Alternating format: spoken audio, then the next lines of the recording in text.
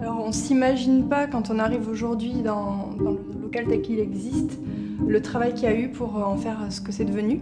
Et en fait, d'un point de vue originel, on va dire que ce local-là, c'était une usine de pinceaux. Donc une fabrique de pinceaux qui est en lien direct avec notre activité de prothésiste dentaire, puisque c'est notre outil principal. Donc on s'est dit, ça c'est un signe, il faut qu'on y aille. Et puis aujourd'hui, on quitte le domaine industriel pour lui donner un nouveau souffle qui va être une école de prothésiste dentaire. Donc elle va accueillir des jeunes, cette structure, pour la première fois de sa vie. Je souhaitais avoir un outil pédagogique de cette qualité pour en faire un campus de référence, pour en faire le leader, disons, de tous nos campus. Et on a eu la chance de pouvoir acquérir ce local qui est mis dans la meilleure facilité de travail, de qualité de travail, pour que nos étudiants soient au mieux aussi, les mieux formés et dans de bonnes conditions. L'enjeu majeur de la mise en lumière de cet immeuble, ça a été de faire en sorte que les étudiants se sentent à l'aise, se sentent confortables et aient envie d'apprendre dans ce bâtiment.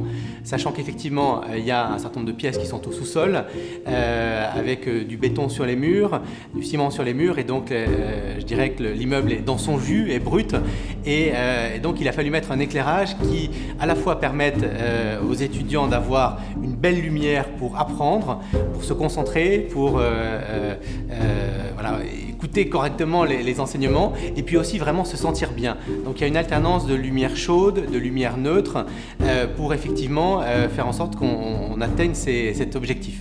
Et effectivement, c'est un outil pédagogique pour moi, cette école.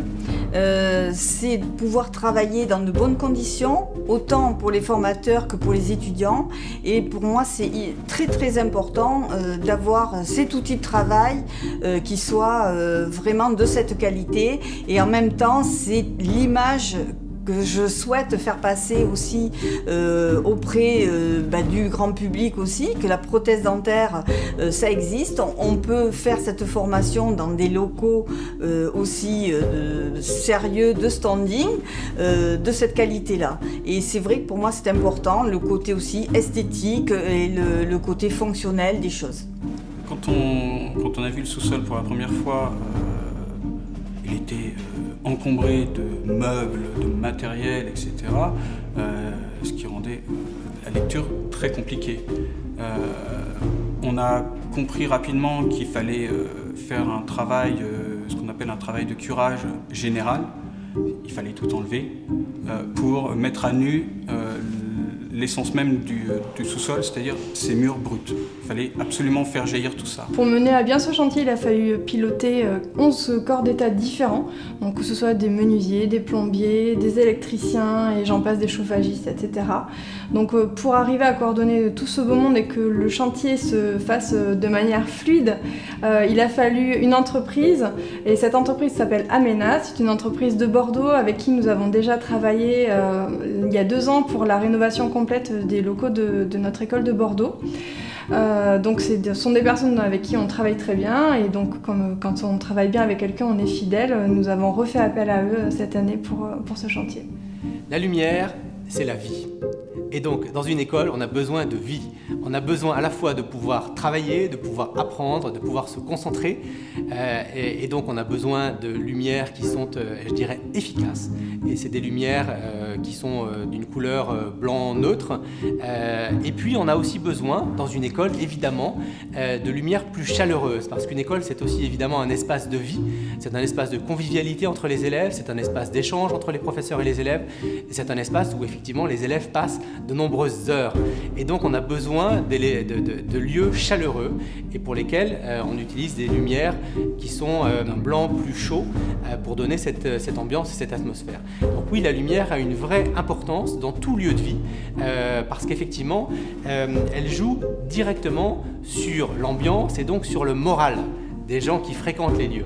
Et donc pour avoir des élèves qui ont la pêche, des élèves qui ont du tonus, des élèves qui ont envie de venir et envie d'apprendre, il faut effectivement un éclairage qui soit vraiment adapté, qui soit pensé, qui soit conçu pour cela. La société qui a fait cet escalier, c'est la société qui a fait aussi les escaliers dans le parc de la Villette. Donc c'est les Folies de Tchoumi. Et là-bas, il y a des escaliers rouges rouge, pareil, avec une forme hélicoïdale. Ce qui nous intéresse, c'est cette idée que quand on monte l'escalier, on n'ait pas cette sensation d'exercice. C'est pas difficile de le monter. Il faut que c'est dans l'esprit, c'est dans le mouvement. Et je pense que quand c'est vraiment, et ça marche. Là, je sais que ça marche parce que quand on monte l'escalier, ça va tout seul, c'est fluide. Les références concernant l'ouvrage, c'était le Palais de Tokyo. Donc pour ceux qui ont déjà visité, ils peuvent très bien voir sur les murs du rez-de-chaussée les traces, par exemple, des plombiers ou des électriciens qui ont écrit l'emplacement de quelque chose. Et aussi, c'était l'Ordre des architectes Île-de-France. Pareil, le bâtiment, il a vraiment gardé son jus d'origine. Nous avons refait une salle informatique totalement neuve pour pouvoir fabriquer nous-mêmes la fabrication assistée par ordinateur. Tout ça a été fait pour la rentrée et mis en place. Donc nous aurons la possibilité d'usiner les différentes pièces au sein de notre académie sur Paris.